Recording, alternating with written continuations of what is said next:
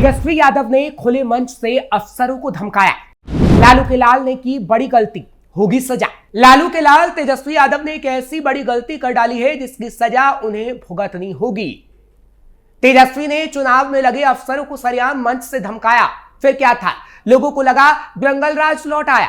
फिर लोगों ने सवाल उठाया कि अभी तो तेजस्वी सरकार में ही नहीं और अफसरों को धमका रहे हैं। सरकार में होंगे तब तो आम लोगों की जिंदगी को नर्क बना देंगे, क्योंकि तेजस्वी की अगर ऐसी तस्वीर आएंगी और खुलेआम अफसरों को धमकी दी जाएंगी तो बेबाकी से सवाल तो पूछे जाएंगे।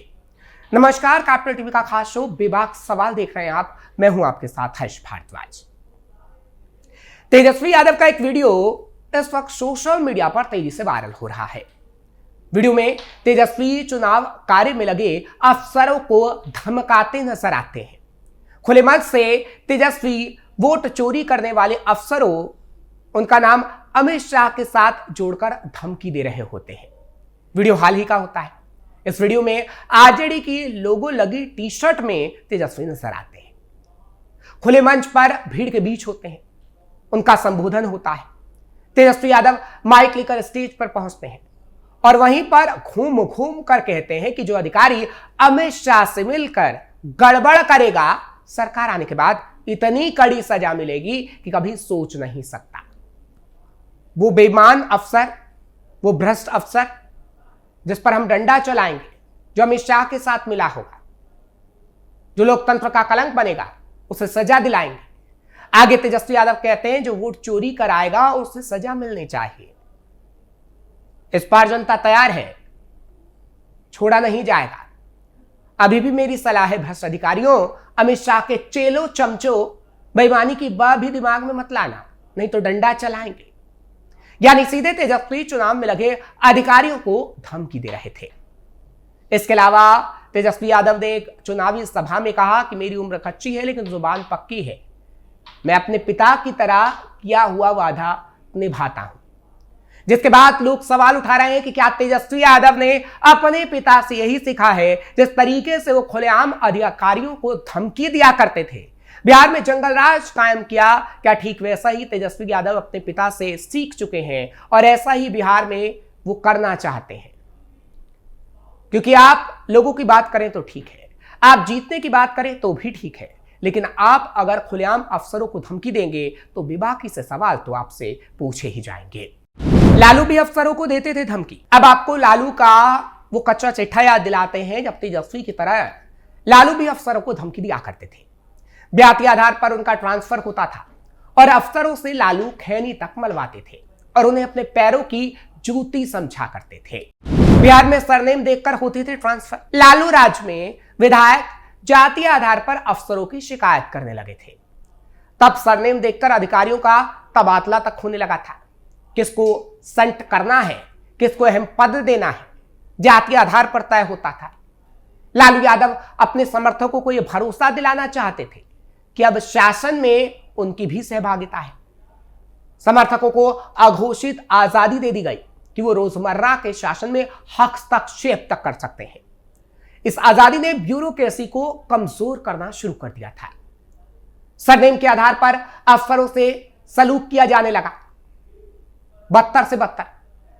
उस समय जनता दल के कई नेता अक्सर कहते थे फला मिश्रा, फला पांडे, फला श्रीवास्तव अफसर ही दिखा रहे थे, लेकिन अब टाइट कर दिया गया। मुख्य सचिव और डीजीपी को लालू ने बदला। 1993 में लालू प्रसाद ने डीजीपी और मुख्य सचिव के पद पर पिछड़े वर्ग के अधिकारियों की तैनाती तक कर दी थी। इससे पहले ये पद सवर्ण अधिकारियों के पास थे। महत्वपूर्ण पदों पर खोज खोज कर पिछड़े वर्ग के अधिकारियों को बैठाया जाने लगा था, लेकिन इसकी भी एक सीमा थी। जब बड़े पदों के लिए ओबीसी अफसर कम पड़ने लगे तो इन्हें खाली रखने की रणनीति अपनाई गई। ऐसा सवर्ण अफसरों को कम करने के लिए किया गया था। अफसरों से खैनी मलवाते थे लालू यादव पर बड़े अफसरों को अपमानित करने का आरोप लगता रहा है। कहा जाता है कि वो जानबूझकर अफसरों को डिमोरलाइज किया करते थे, खासकर सरनेम देखकर। लालू यादव के समकालीन और बीजेपी के दिवंगत नेता सुशील कुमार मोदी ने अगस्त 2021 में नौकरशाही से जुड़े राजद के एक सवाल का जवाब दिया था। उन्होंने कहा था लालू आईएएस अफसरों से पीकदान उठवाते थे और खैनी मलवाते थे। शायद वो अपने समर्थकों में पिछड़ावाद के मजबूत होने का संदेश देना चाहते थे। वो जब मुख्यमंत्री रहे तब तो ऐसा किया ही, जब राबड़ी देवी मुख्यमंत्री थी तब भी ऐसा करवाया। राबड़ी देवी के शासनकाल में वो सुपर सीएम की भूमिका में आ गए थे। इस तथ्य को समझने के लिए 2 उदाहरण काफी है, इसलिए आपको 2 उदाहरण भी समझने होंगे।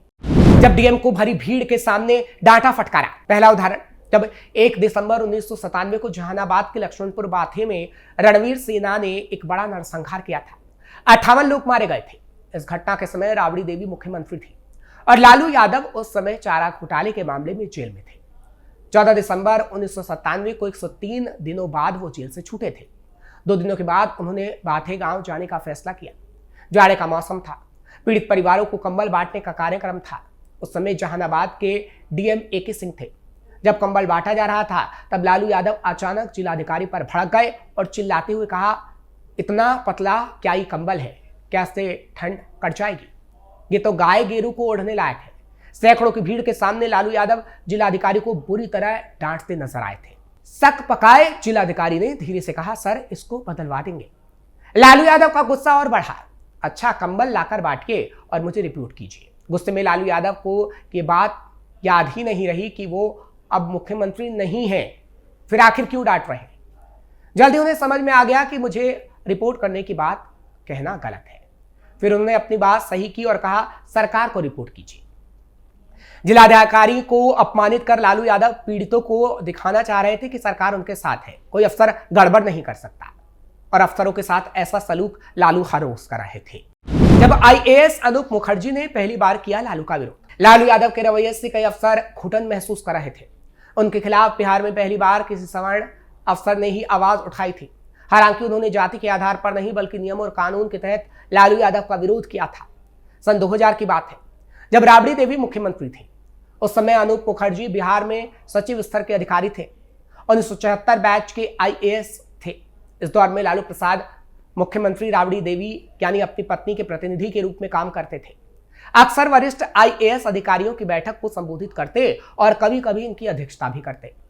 इस व्यवस्था से नाराज होकर अनूप मुखर्जी ने तत्कालीन मुख्य सचिव मुकुंद प्रसाद को एक पत्र लिखा था। उन्होंने पत्र में लिखा था, मैं किसी संविधानेतर प्राधिकारी की अध्यक्षता वाली बैठकों में अब शामिल नहीं हो पाऊंगा। इसके बाद तो हंगामा मच गया था। अनूप मुखर्जी किसी फाइल को पूरा पढ़ने के बाद तथ्य के आधार पर दस्तखत करते थे, किसी दबाव में नहीं आते थे। वो कड़क और ईमानदार अधिकारी माने जाते थे। अनूप मुखर्जी ने यह साहस तब दिखाया जब राजद का शासन चल रहा था।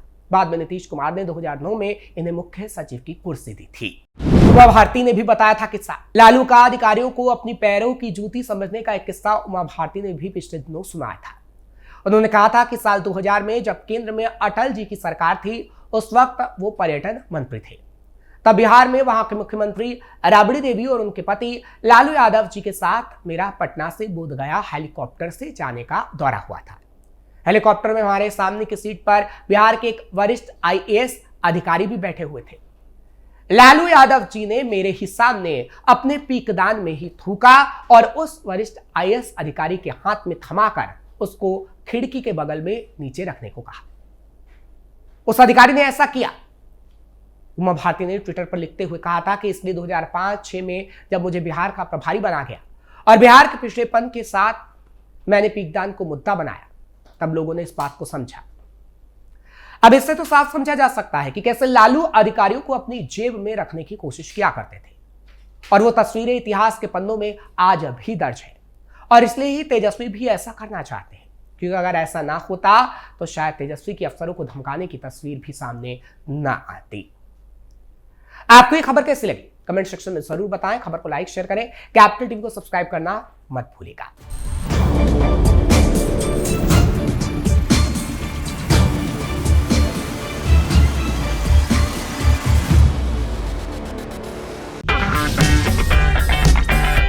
अगर आपको हमारा वीडियो पसंद आया हो तो इसे लाइक करें, हमारे चैनल को सब्सक्राइब करें और हाँ, बेल आइकन दबाना ना भूलें ताकि आप तक हमारे वीडियो की नोटिफिकेशन पहुंचती रहे। आप अपना सुझाव हमें कमेंट बॉक्स में दे सकते हैं। हमारे साथ जुड़ने के लिए शुक्रिया।